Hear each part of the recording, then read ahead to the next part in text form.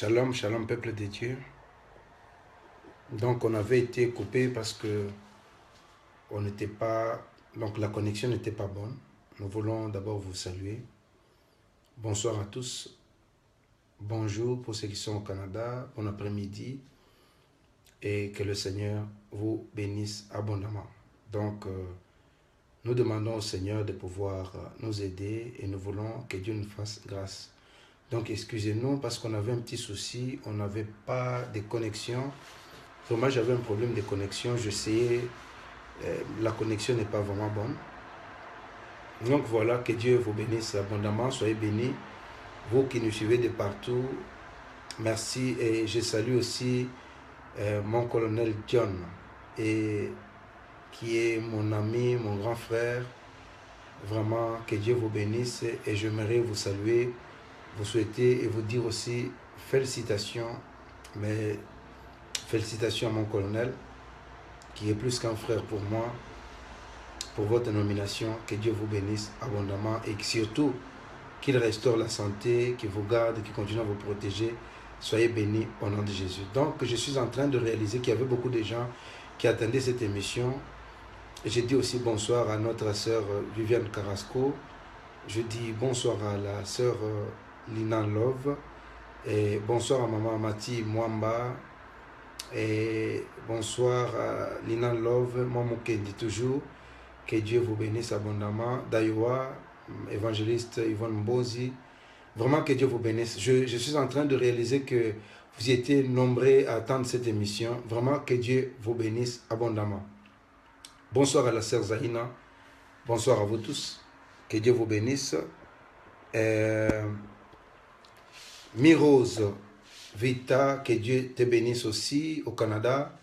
Yvette Kundi, que le Seigneur vous bénisse abondamment. Donc, merci beaucoup Edna Gloria. Je pense que vraiment ça me fait la joie de savoir que vous êtes là, nombreux à pouvoir écouter cette bonne parole.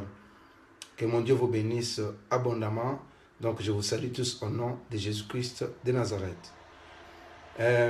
Avant de pouvoir commencer mon émission, mon colonel, félicitations. Bonsoir, bonsoir, mon très cher frère, grand frère, bonsoir, bonsoir. Que Dieu vous bénisse. Surtout, félicitations pour votre nomination. Donc, j'étais en train de dire que voilà, apôtre Jonathan Amissi, Canada. Ok, merci. Que Dieu vous bénisse, homme de Dieu. Merci beaucoup, ma soeur Zaïna. Merci à mon frère Gilles d'Orange, Mathieu, Gercas. Que Dieu vous bénisse abondamment. Donc, j'aimerais dire que j'ai un petit souci avec moi. Je dis souvent aux gens que j'ai compris qu'il y a beaucoup d'hommes de Dieu aujourd'hui qui sont devenus jaloux, qui commencent même à nous insulter, même sur Internet. Je ne sais pas pourquoi. J'ai fait mon travail, je parle aux hommes de Dieu. Si tu sens que toi tu détiens la vérité, ben voilà, tu n'as qu'à prêcher la vérité dans ton église. Mais ce n'est pas par rapport à ce que moi je fais mon travail, je suis convaincu. Et le Dieu qui m'a appelé m'a donné ce travail, je suis convaincu de le faire. Donc, je ne vois pas un homme de Dieu qui peut, aujourd'hui, vous comprenez, n'est-ce pas, par jalousie, interpréter ce que je fais. Mes frères et sœurs, que je donne des prophéties, c'est-à-dire que je suis convaincu de ce que je fais. Et quand Dieu me parle, voilà pourquoi il y a des témoignages. Donc si aujourd'hui tu as un pasteur qui commence à te décourager par rapport à nos enseignements, ma sœur, je te dis vraiment n'écoute plus ce genre de pasteur. Parce que c'est des personnes qui ne veulent pas, et pourtant tu es à la recherche de ta délivrance. Je ne suis pas en train de vous présenter les démons, mais je vous présente Jésus-Christ de Nazareth. Et comment savoir? Si nous prions le Seigneur et que nous croyons que nous avons un Dieu avec nous, mais entre-temps, je ne suis pas venu pour vous impressionner, mes frères et sœurs. Vous savez, il y a beaucoup de pasteurs, bonsoir, qui prêchent sur Internet pour impressionner. Vous comprenez? C'est-à-dire qu'ils veulent donner des révélations pour vous montrer qu'ils... Non, mais en fait, nous sommes en train de passer à côté de la réalité. Tout simplement, moi, je veux que toi, tu suives le chemin de la vérité qui est Jésus-Christ de Nazareth. Je ne suis pas en train de vous impressionner. Je ne suis pas là en train de... Vous comprenez, n'est-ce pas? Non, quand Dieu me révèle quelque chose, je prie le Seigneur. Voilà pourquoi ceux qui m'ont suivi, ils ont eu la grâce ils ont été délivrés, et Dieu les a bénis. Donc voilà, je vous dis merci, merci abondamment, vous qui êtes connectés. Vous allez voir qu'il y a des gens que je ne connais pas, qui sont connectés. Je ne suis pas en train de vous raconter des histoires, mais je dis au nom de Jésus-Christ, le Seigneur est en train de nous révéler beaucoup de choses et nous prions le Seigneur. Vous savez, ce n'est pas la prophétie qui sauve, mais c'est la parole qui sauve. Je ne suis pas en train de vous préparer ou vous parler de prophétie, mais le Seigneur, quand il nous parle, ça nous donne le courage, ça nous donne... ça me donne encore le courage de pouvoir continuer à servir ces dieux-là parce que je sais que Dieu est avec nous. Vous comprenez? C'est pourquoi j'aimerais vous dire, mes frères et sœurs, faites attention avec des pasteurs jaloux, des enseignants jaloux qui essayent, par exemple, parce qu'ils ne sont pas beaucoup suivis, ils cherchent à, vous comprenez, à vous embrouiller. Mes frères et sœurs, soyez connectés. Personne ne peut être contre la prophétie, personne ne peut être contre la parole de Dieu, personne ne pourra être contre les enseignements. J'aimerais vous dire que ça fait aujourd'hui 16 ans jour pour jour que je suis pasteur d'une grande église ici en Belgique et Dieu nous fait grâce. Nous sommes en train de faire ce travail ici et Dieu est avec nous. Donc, que ce soit à Kinshasa ou que ce soit ici, nous continuons toujours à faire un grand travail. Je dis merci aux amis fidèles, que Dieu vous bénisse. Vraiment, je dis à ma sœur Viviane Carrasco, que Dieu te bénisse beaucoup. Soyez bénis au nom de Jésus-Christ. Sœur Esther Ginevra, sois toujours connectée, que le Seigneur vous bénisse. Aujourd'hui, avant de pouvoir commencer mon émission, je disais encore félicitations à mon ami, mon grand frère, le colonel John. Que Dieu vous bénisse. Félicitations pour votre nomination. Que le Seigneur vous bénisse abondamment. Un homme bien, que Dieu te bénisse là où tu es et je bénis aussi ta femme, tes enfants, que Dieu vous soutienne vraiment. Mon colonel, tu sais que le pasteur t'aime beaucoup et tu fais partie de ma famille. Vraiment, je suis content. Une très bonne nouvelle pour moi. Je vois que ma prière a été exaucée. Voilà. Chers frères et sœurs, aujourd'hui, je parlerai sur un thème. Bonsoir, bonsoir mes frères et sœurs, bonsoir. Je donnerai un message sur un thème. Notre thème est intitulé quelle est la meilleure attitude quand nous faisons face à des circonstances négatives? Quelle est la meilleure attitude quand nous faisons face aux circonstances négatives? Ma sœur, je sais que là où tu es, tu traverses des moments très difficiles. Je sais que là où tu es, tu traverses des moments, tu as des sérieux problèmes. Mais aujourd'hui, le Seigneur, quelle est la meilleure attitude que tu dois avoir alors que tu traverses des moments difficiles? Le prophète est en train de parler. Si je ne suis pas pasteur pour les autres, mais pour vous, je l'ai su au moins. Vous savez pourquoi? Parce que vous êtes les fruits de mon apostolat dans le Seigneur. Que Dieu vous bénisse. Je voyais qu'il y avait une sœur qui était connectée pour la première fois aujourd'hui. Non, elle était connectée hier. Je l'ai vue aussi connectée aujourd'hui. Elle s'appelle Mi-Rose. Mi-Rose, que Dieu vous bénisse abondamment. Soyez bénis, soyez bénis. Je pense que le Saint-Esprit de Dieu va te visiter aujourd'hui et nous allons parler par la grâce de Dieu. Je ne parlerai pas en détail, mais je donnerai des messages que Dieu m'a donnés et on va pouvoir prier ensemble. Je pense que c'est la première fois que tu te connectes et que tu es au Canada. J'aimerais prier pour toi, ma soeur. Le Saint-Esprit est avec nous. Donc les gens qui sont les jaloux vont maigrir parce que Dieu est avec nous.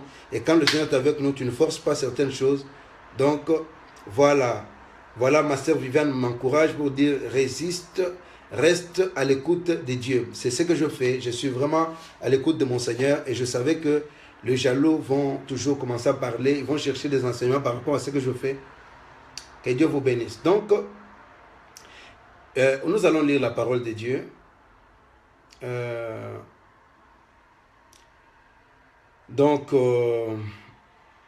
Avant de pouvoir commencer notre enseignement, quelle est la meilleure attitude à avoir lorsque nous traversons, nous sommes face aux circonstances négatives? Ma soeur, peut-être que pendant que tu es connecté,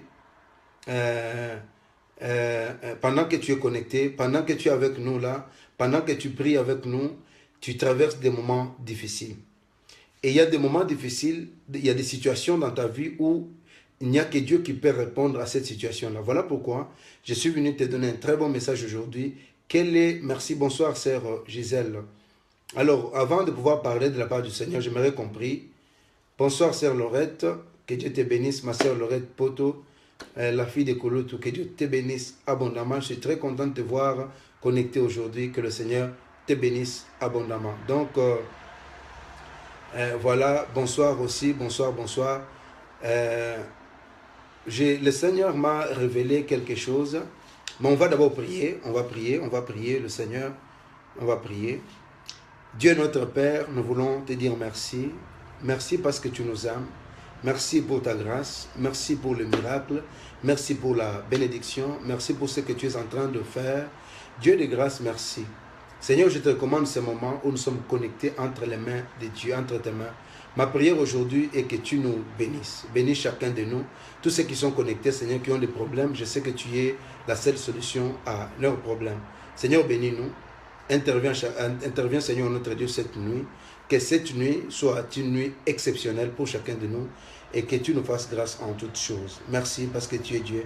Merci pour le miracle. Merci pour la bénédiction. Au nom de Jésus. Amen. Je commence avec une sœur.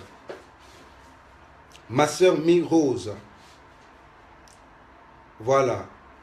Moi, je ne te connais pas. Je ne te connais pas, ma sœur. Je ne t'ai jamais vu. On ne se connaît pas. Mais Dieu m'a révélé, tu es au Canada. Écoute-moi très bien. Le Saint-Esprit, pendant que j'étais connecté ici, le Seigneur m'a montré. Ma sœur Mi-Rose, tu sais, quand je prophétise et que tu sens que ce que je dis est vrai, et écrit seulement pour confirmer que ce que nous sommes en train de dire est une vérité, et nous allons continuer à prier pour toi. Le Seigneur m'a montré que tu étais à genoux en train de prier. Mais pendant que tu priais, ma soeur, je ne te connais pas, écoute-moi très bien. Pendant que je priais, je voyais que pendant que tu étais en train de prier, c'est plutôt, au lieu que les larmes tombent, je voyais du sang qui coulait à la place de larmes. J'ai dit, le Saint-Esprit m'a parlé pour me dire que tu dois beaucoup prier. Tu dois beaucoup prier, pourquoi? Parce que ta vie est une vie de combat. Quand je parle de combat, ça veut dire quoi? Il y a des choses qui se passent dans ton fort intérieur que tu ne veux dire à personne. Il y a une situation dans ton intérieur, c'est-à-dire qu'il y a un problème qui te tourmente et ce problème est personnel. Voilà pourquoi le Saint-Esprit de Dieu m'a dit qu'il sera la réponse à cette situation-là. Et Dieu va te répondre, ma sœur. Tu dois te donner au Seigneur et prier beaucoup. Le Seigneur m'a dit quelque chose, le problème avec toi, c'est que tu te décourages facilement. Mais ne te décourage pas. Le Seigneur te connaît et Dieu te connaît et il te connaît par ton nom. Quelle que soit la situation dans laquelle tu es en train de passer, mais Dieu est celui qui va te bénir. Je vois ta situation financière très compliquée et je vois ta situation, ta vie privée très compliquée. Ma sœur, reviens à l'Éternel ton Dieu. Le Seigneur t'aime beaucoup. Comme tu es là, tu n'es pas n'importe qui, tu es une servante de Dieu. Mais à un certain moment donné, tu t'es révolté, Alors quand je te voyais pleurer, le Saint-Esprit m'a dit que des fois tu pleures, tu as des larmes aux yeux. Tu pleures, ton cœur est en train de saigner. Ton cœur est en train de saigner parce qu'il n'y a personne pour pouvoir intervenir dans ta situation. Mais j'ai une très bonne nouvelle pour toi ce soir, c'est que le Dieu que je sers va débloquer ta situation. Le Seigneur Dieu va changer la malédiction en bénédiction et tu témoigneras la grandeur et la grâce de Dieu, ma sœur. Écoute-moi très bien. Le Saint-Esprit te connaît, ma sœur. Il va te faire du bien. Il va débloquer ta situation. Le Seigneur va te soulager. Ton cœur sera soulagé. Tu sais, la Bible, j'ai toujours dit une chose, qu'il est le consolateur de cœur brisé. Je vois ce cœur qui est brisé, mais je vois Dieu restaurer ce cœur-là. Il va restaurer ta vie. Dieu est fidèle, comme a dit ma sœur. Dieu est fidèle et il va te bénir, ma sœur. Sois béni au nom de Jésus-Christ de Nazareth. Le Dieu qui voit au-delà, qui a vu ton cœur, est capable de te répondre et de te faire du bien. Que le Seigneur soit ton consolateur et que le Seigneur puisse te bénir et que tu sois béni là où tu es au nom de Jésus-Christ. Ma sœur, tu traverses des moments très difficiles. Voilà, la sœur Rose est en train de dire, c'est la vérité. Ma sœur est au Canada, moi je suis ici en Belgique. Vous voyez, n'est-ce pas? Je ne la connais pas Dieu est en train de parler. Je voyais, la sœur est au Canada, moi je suis ici. Des fois quand on dit certaines choses, les gens pensent que nous sommes en train... Je ne la connais pas. Vous comprenez, n'est-ce pas? Donc, je disais qu'il y a une situation, et cette situation est personnelle. Ça veut dire que tu n'as parlé à personne d'autre. C'est toi-même. Mais Dieu me dit que par rapport à cette situation-là, Dieu va répondre. Nous sommes sur les réseaux sociaux, le Seigneur va répondre, ma sœur. Ne pense pas que Dieu n'exauce pas tes prières, parce qu'à un certain moment donné, tu as tendance à dire que je prie, c'est comme si Dieu ne te connaît pas. Mais j'aimerais te dire que le Seigneur te connaît, ma sœur, et ce Dieu-là est capable de te bénir et il va restaurer ta vie, parce qu'il y aura une vie de restauration dans ta vie, ma sœur. C'est pourquoi je dis, cette situation-là que tu n'as parlé à personne. Il n'y a que Dieu qui connaît cette situation-là. Même ta famille, il n'y a que toi, ma sœur, Mi-Rose. Mais Dieu m'a parlé qu'il va te consoler. C'est-à-dire que si tu avais parlé à quelqu'un d'autre, tu pouvais dire, oui, j'en ai parlé à telle personne. Mais c'est une situation personnelle. Tu ne sais pas par où commencer, mais une chose est certaine, ma sœur, le Saint-Esprit de Dieu, le Dieu de puissance et de miracles, va restaurer ta vie et Dieu va répondre à cette situation-là. Et je crois dans le nom puissant de Jésus-Christ de Nazareth. Ma sœur, le Seigneur te connaît, il est le Dieu qui va restaurer ta vie. Sois toujours connecté et Dieu te fait du bien. Sois béni là où tu es, sois béni, sois béni. Sois béni et que le Saint-Esprit, tu as mon numéro, ma sœur, tu vas m'appeler et puis on va prier pour toi. Je vais prier pour toi parce qu'il y a quelque chose, il y a un travail que Dieu va faire avec toi.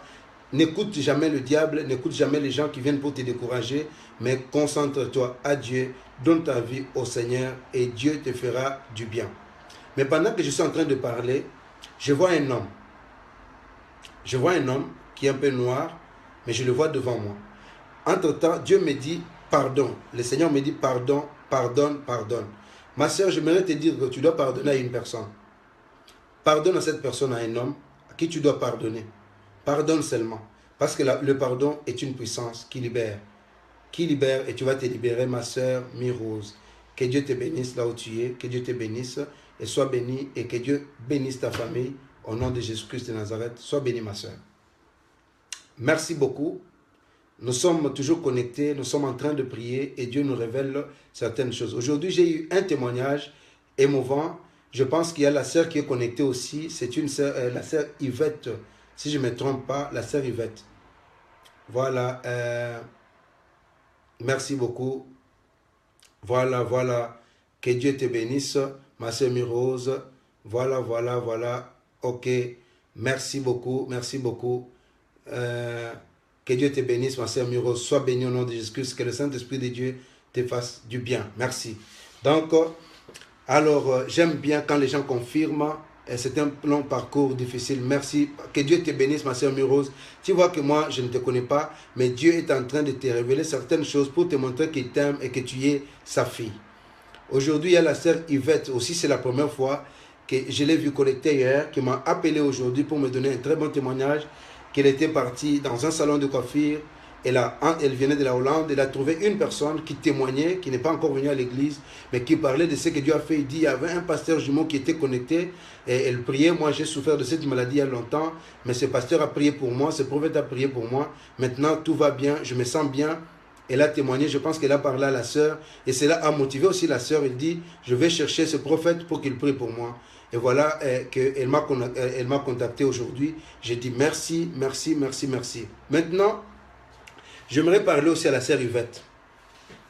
Sœur Yvette, c'est la première fois. On ne se connaît pas aussi.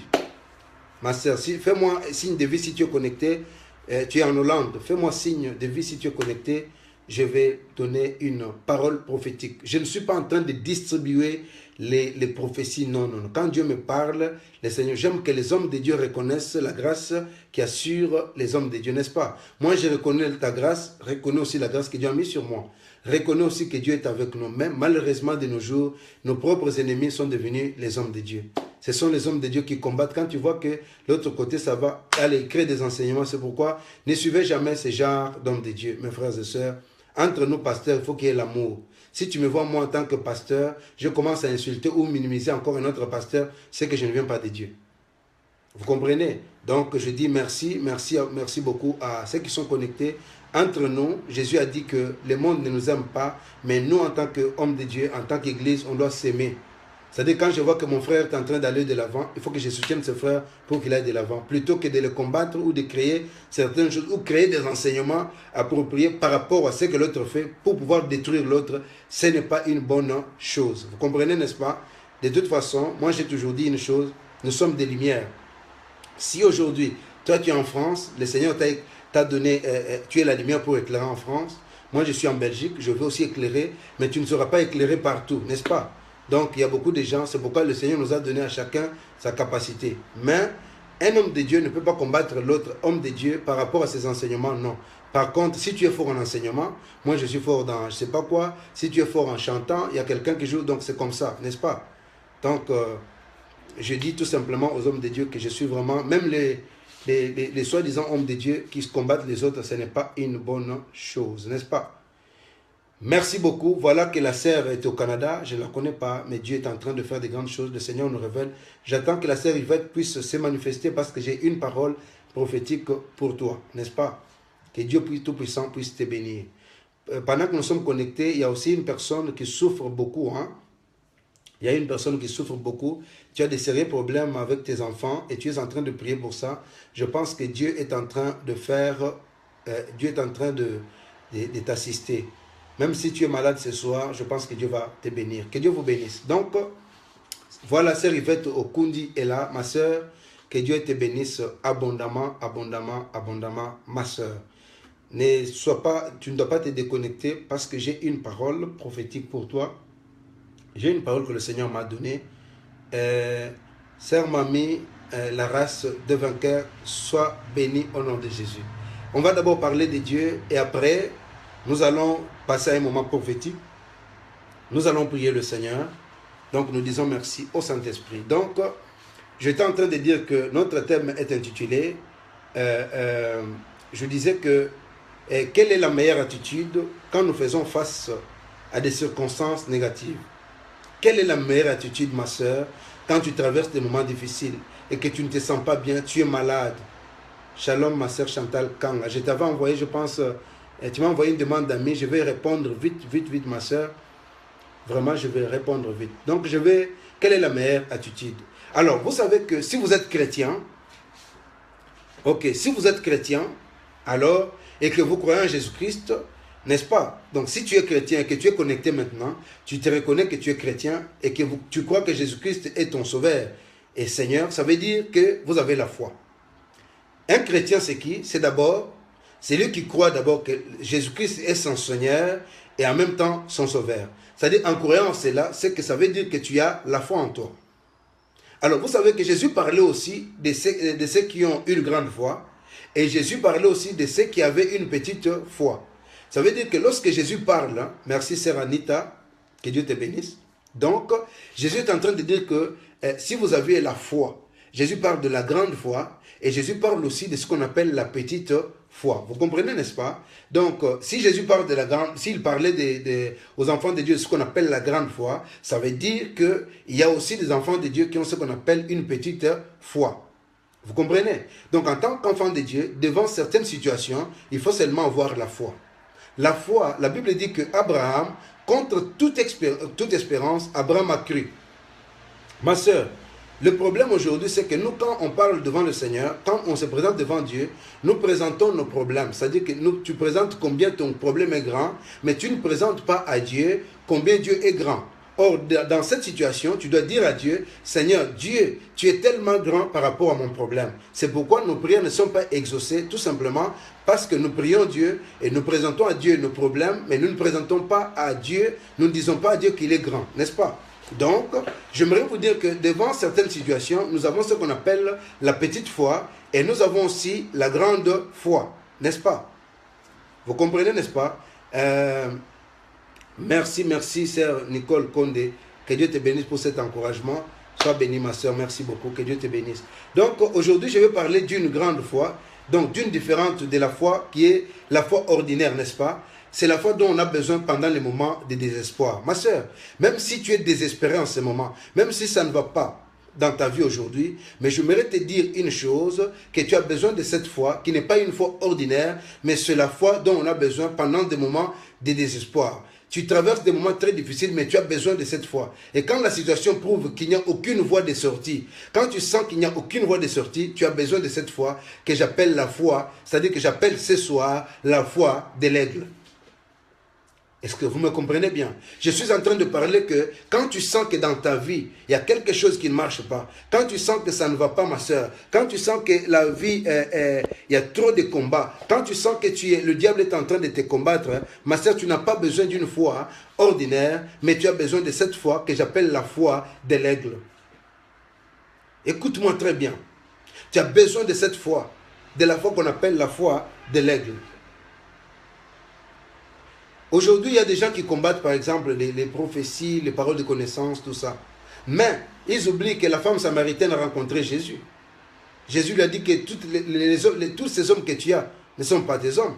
Il dit, j'ai rencontré un homme qui m'a raconté toute ma vie. C'est biblique, n'est-ce pas? Donc vous comprenez que dans cette situation, ma soeur, tu as besoin de cette foi, pas n'importe quelle foi, mais la foi de l'aigle. Pourquoi la foi de l'aigle?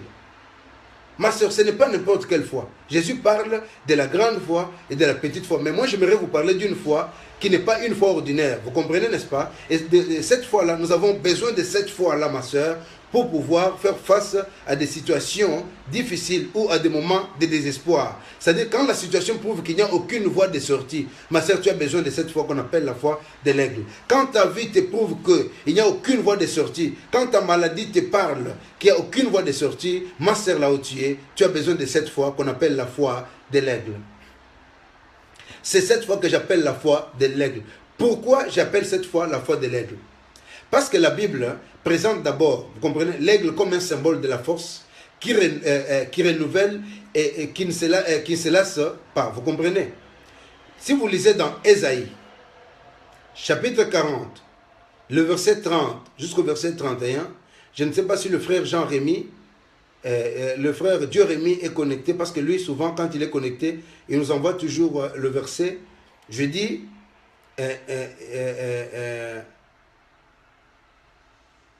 Donc, maman Hortense, il faut se déconnecter et puis se reconnecter encore. Donc, vous comprenez, n'est-ce pas? Ésaïe, chapitre 40, le verset 30 jusqu'au verset 31. La Bible est en train de parler. Vous savez, je disais que... pourquoi l'aigle? Parce que l'aigle, ça dit que la Bible est en train de présenter l'aigle comme le symbole de la force qui se renouvelle et qui ne se lasse jamais. La Bible est en train de parler, de nous montrer l'aigle comme le symbole de la force qui se renouvelle et qui ne se lasse pas. Dans Ésaïe, chapitre 40, le verset 30 au verset 31. Et vous allez comprendre que même les Romains l'utilisaient comme ce qu'on appelle emblème pour leur armée. C'est-à-dire que l'armée est fortement utilisée comme symbole pour les insignes de l'armée de l'air. C'est-à-dire que quand vous prenez l'armée de l'air, ils utilisent comme symbole l'aigle, n'est-ce pas? C'est la force. Et surtout, ils mettent ça sur l'insigne, ils mettent ça sur la poitrine, n'est-ce pas? Quand il y a des commandos, des parachutistes de l'air, ils mettent ça. Parce que ça prouve la force. Et l'aigle est considéré comme le roi des oiseaux, n'est-ce pas? C'est-à-dire que je dis, l'aigle est considéré comme le roi des oiseaux. Et son comportement est juste contraire à celui des poules. Vous comprenez, n'est-ce pas? C'est-à-dire que je suis en train de dire que l'aigle est considéré comme le roi des oiseaux. Et son comportement est différent de ce que j'appelle le comportement des poules. Ma sœur, il y a des gens qui ont la foi des poules. Mais il y a des gens qui ont la foi de l'aigle. Vous comprenez pourquoi? Je dis que l'aigle est considéré comme le roi de tous les oiseaux et son comportement est juste le contraire de celui des poules. Surtout quand il s'agit de faire face à une tempête ou à la pluie. C'est-à-dire que lorsque tu lis la parole, quand tu regardes l'aigle, quand tu as la pluie, quand ils font face à la pluie ou à la tempête, une poule a son attitude et l'aigle aussi a son attitude. Est-ce que vous comprenez? Il dit, mais ceux qui se confient en l'Éternel renouvellent leur force et ils prennent de vol comme de l'aigle et ils courent et ils ne se laissent point, ils marchent et ils ne se fatiguent point. Vous comprenez? Merci si vous pouvez lire ce verset-là. Alors, l'aigle est considéré comme le roi, comme je disais, des oiseaux et son comportement est juste le contraire de celui des poules. Surtout quand il s'agit de faire face à une tempête ou à la pluie, n'est-ce pas? Alors, vous allez comprendre que quand tu as la pluie, n'est-ce pas? Quand tu as par exemple, quand tu as la tempête ou quand il pleut, les poules se trouvent comment? Se trouvant dans quoi? Dans les poulaillers, se sentent en danger de mort et courent tous, n'est-ce pas? Sous ce qu'on appelle la pression de la paire. C'est-à-dire que vous allez voir que les poules, quand il y a des problèmes, hein, alors ils commencent à trembler, ils ont peur quand il y a la tempête, n'est-ce pas? Vous comprenez, n'est-ce pas? Pourtant, l'aigle n'a pas de problème quand il y a de la tempête. Pourquoi? Quand il pleut. Pourquoi? Parce qu'il est capable de s'élever au-dessus des nuages et de fixer le soleil. Cela veut dire que même s'il pleut, même s'il y a la tempête, l'aigle n'a pas à s'inquiéter car il est capable de voler au-dessus des nuages et continuer, qui continue au-dessus des nuages, n'est-ce pas? C'est-à-dire que l'aigle dont je vous parle, est capable de voler au-dessus des nuages. Mes frères et sœurs, il y a des gens qui ont une petite foi, mais il y a des gens qui ont la foi. Vous comprenez, n'est-ce pas? Ils ont la foi des poules. Mais il y a des gens qui ont la foi de l'aigle. C'est-à-dire que quand il pleut, ma sœur, comme tu es là, tu dois comprendre que devant certaines situations, devant certains problèmes, tu dois voler, avoir la foi comme l'aigle. Au-dessus, tu dois voler au-dessus même. Vous comprenez, n'est-ce pas? Tu dois voler au-dessus de tes problèmes. Tu dois voler au-dessus de ta situation. Ne regarde pas ta situation comme une poule. Parce que quand il pleut, la poule commence à avoir peur. La poule tremble. Quand devant certaines situations, je commence à trembler. Parce que ma maladie est en train de me parler. Parce que ma situation est en train de me parler. Mais moi, en tant qu'aigle, l'aigle va voler au-dessus de ces problèmes. Ma soeur, comme tu es là, je suis en train de t'annoncer une très bonne nouvelle. Que le diable vienne te troubler ou pas, mais tu dois voler au-dessus de tes problèmes. Voilà la différence, mes frères et sœurs. Voilà la différence entre la poule, entre l'aigle. Vous comprenez, n'est-ce pas? Ce sont tous des oiseaux, mais la seule différence, c'est que devant la tempête, l'aigle va voler, n'est-ce pas, au-dessus même de ses problèmes. C'est-à-dire que l'aigle peut aller au-dessus des nuages. Ma soeur, si tu as la foi, ma soeur, quelle que soit la situation, quel que soit le problème, tu peux voler au-dessus même des nuages. Est-ce que vous comprenez?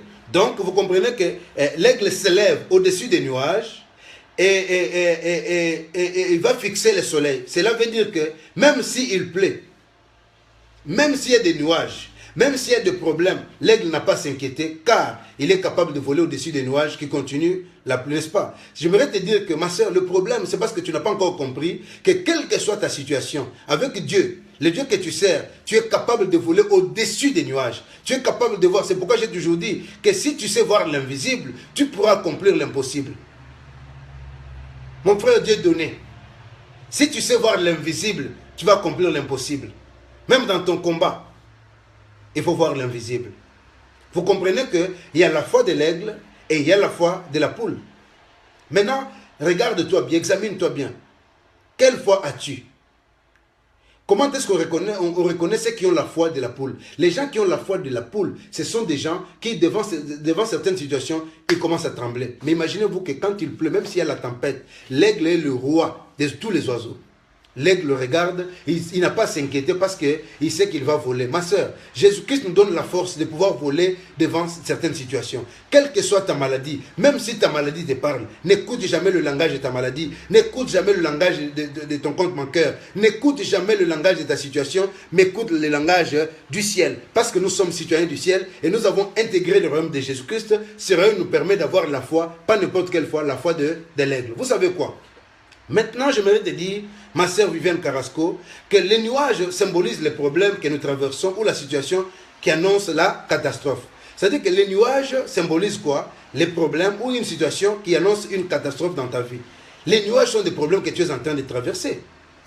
Vous comprenez, n'est-ce pas? Mais ceux qui ont la foi de l'aigle ne se laissent pas intimider par les circonstances, car la foi monte au-dessus des circonstances.